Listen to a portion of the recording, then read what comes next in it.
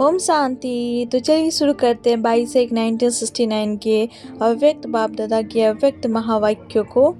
और मुरली का टाइटल है दोपहर भोग के समय वतन का समाचार।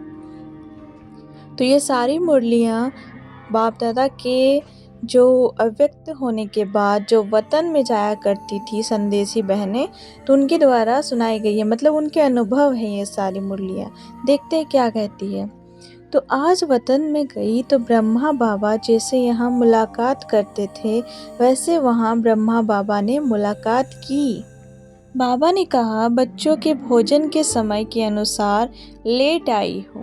मैंने कहा, बाबा आपका तो 1-1:30 बजे भोजन पान करने का समय था। बाबा ने कहा, बाबा जब बच्चों के साथ भोजन खाता था तो बच्चों के टाइम भोजन खाता था, उस टाइम से लेट आई हो। फिर बाबा ने ब्रह्मा बाबा को कहा कि ले जाओ। और फिर बाबा ने ब्रह्मा बाबा को कहा कि ले जाओ।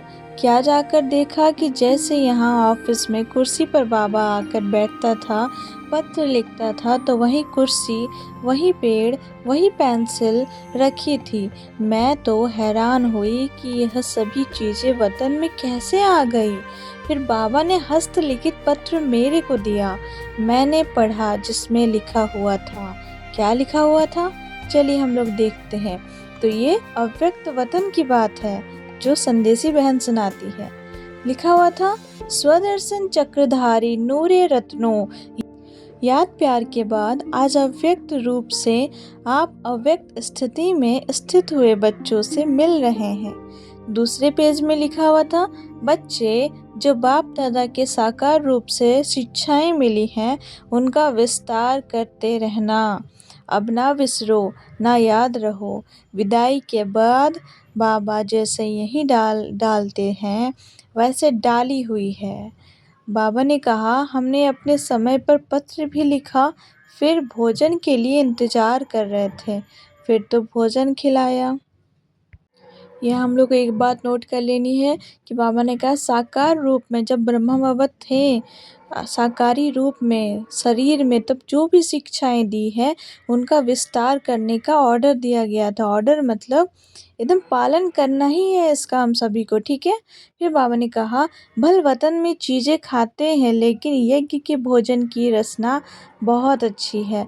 फिर बाबा ने भोजन स्वीकार किया। तो जो संदेशी बहन भोजन लेके गई थी वतन में, तो बाबा ने स्वीकार किया, लेकिन उन्होंने कहा कि पहले बहुत अच्छा लगता था जब हम लोग साथ में मिलके खाते थे, भोजन करते थे। जब हम आ रही थी तो बाबा ने एक दृश्य दिखाया। एक सागर था जिसमें बहुत तेज लहरें चल रही थी। बाबा ने कहा, आप इस सागर के बीच में जाओ। मैं घबराने लगी कि इतनी तेज लहरों में कैसे जाऊंगी। फिर बाबा की आज्ञा प्रमाण पाँव डाला। जहाँ पाँव रखा वहाँ की लहर शांत होती गई। फिर देखा कि बाप दादा दोनों ने उसमें छोटी छोटी नावें उस सागर के बीच में डाली, लेकिन सागर की लहर आने से गायब हो गई। कोई तो लहर से इधर उधर होती रही, कोई तो जैसी थी वैसे ही रही। हम यह देखने में ही बिजी हो गई। फिर यह सीन खत्म हो गया। बाप दादा ने कहा कि यह खेल बाप ने प्रैक्टिकल में रचा है। जिन बच्चों की जीवन रूपी नैया बाप के साथ में होगी वह हिलेगी नहीं। अभी तुम परीक्षाओं रूपी सागर के बीच में चल रहे हो। तो कितना सुंदर बाप दादा ने ये दृश्य दिखाया कि ये एक भव सागर है जिसको पार करना है। और दूसरी बात बाबा ने बताई कि जहाँ जहाँ बच्चे तुम पाँव रखोगे वहाँ की सागर छिन्न होती जाएगी। मतलब वहाँ के परेशानी, दुख, दर्द, टेंशन सारे समाप्त होते जाएंगे, इसलिए डरो नहीं। और तीसरी बात बाबा ने कही कि मेरे साथ जो रहोगे, यानी कि शिव बाबा के साथ जो है, उनकी नैया ऐसे ही पार हो जाएगी। उनको बिल्कुल घबराने की ज़रूरत नहीं है। ना ही वो नैया कभी हिलेगी डुलेगी, ना ही कुछ होगा, उसको परेशानी नहीं आएगा। तो इसी तरह बाप के साथ रहें हम और इस भव सागर को पार करें। ठीक है, आगे बढ़ते हैं। तो जिनका कनेक्शन अर्थात जिनका हाथ बाप दादा के हाथ में होगा, उनकी यह जीवन रूपी नैया न हिलेगी न डूबेगी।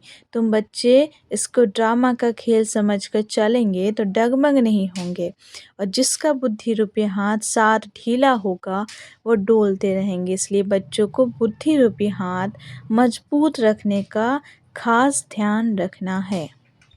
कैसा ध्यान रखेंगे हम लोग?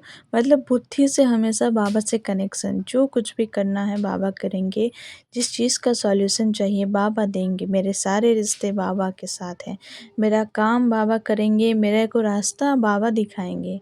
तो इस तरह से बुद्धि रूपी हाथ बाबा के ऊपर रखना है, तब ये भवसागर पार लग जाएगी हम लोगों की। ठीक है, मजबूती से, ढीला नहीं करना है, ऐसे कभी नहीं। ठीक है, तो सब ये मुरली सुनते रहिए और सब अपना ध्यान रखिए। ओम शांति।